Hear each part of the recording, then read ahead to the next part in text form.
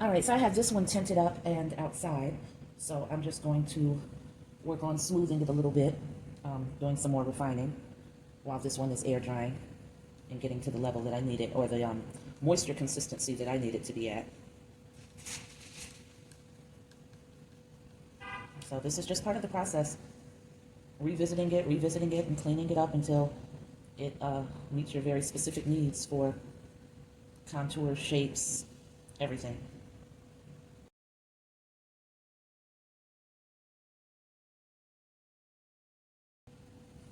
It's so crazy because they say that, make sure that in order to determine if your clay is dry through and through, it's going to be room temperature. Now, I just finished this piece, but I swear to you, it feels room temperature. It does not feel cool to the touch at all, but I know it's just impossible for it to be dry all the way through. But it is deceptively warm to the touch. And I guess maybe that's just because I have it sitting out there on the patio, and my patio is a very warm place. Even with the fan running there, it really collects all the heat from the outside. So I'm glad that I'm writing everything down now. I keep a sculpture journal so that I can put the date that I started a piece, the date that, the dry date is the same date as the finished date in my journal. So I keep that. I keep an entry for what day it got bisque fired. And of course, the last entry is when it got glaze fired. And the details about, the glaze I chose so that I can know how the piece reacted inside of the kiln. Not the piece reacted inside of the kiln, but the glaze. I actually did a pretty decent job on smoothing this out. I don't see where I have a lot of work to do on this. If I could stop moving too quickly and nicking things, that would be a help. I just did that. But yeah, like I said, I did a fairly decent job in cleaning this up, so I'm really not going to tamper with it much more tonight. And tonight I'm a little bit tired, so I kept saying I was going to start a pendant. It was supposed to have been started as of yesterday, but I put it off because it had gotten late. And much like tonight, I still needed to take my bath and everything. And I was just like, by the time I get that done, it's just going to be too late. And it doesn't make any sense to push myself like that. So same deal here. I can feel that I'm tired, so I'm not going to worry about it. I'm going to take advantage of how much progress I made on, really cleaning this up well. And I'm going to get some sleep tonight, because this can wait. It'll be there. But I needs my rest.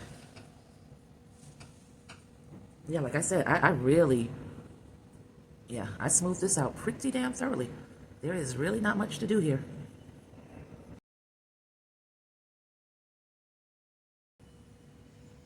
Going in on this side just because this curve needs to be cleaner than it is.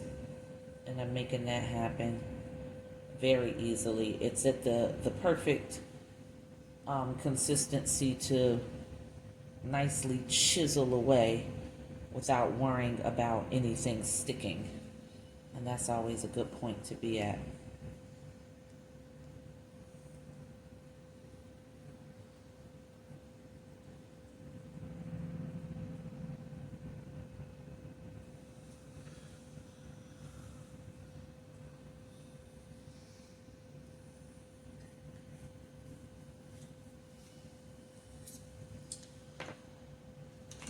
Trying to see what I can trim this bottom with. See if this tool will do it. I'm just doing it lightly. I don't want to go in too deeply and nick it.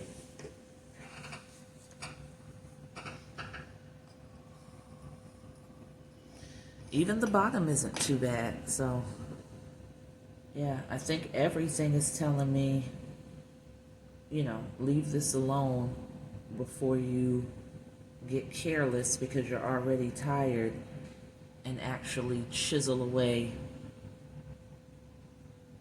an area that you're not going to be able to fix. So you'll wonder why I'm not heeding this warning.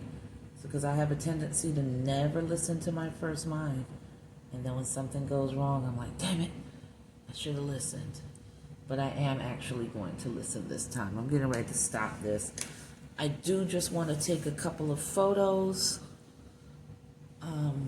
So I think I'm going to get the other turntable out and just take care of that real quick. So this was a very, very quick video.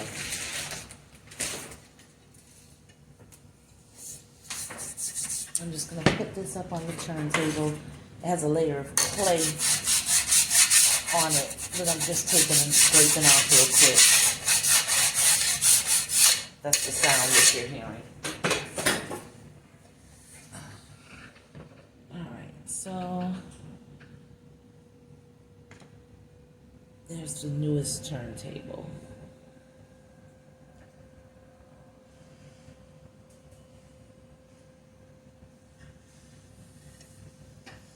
So in case you hadn't seen this finished piece, I'm just going to give it a nice slow rotation for you.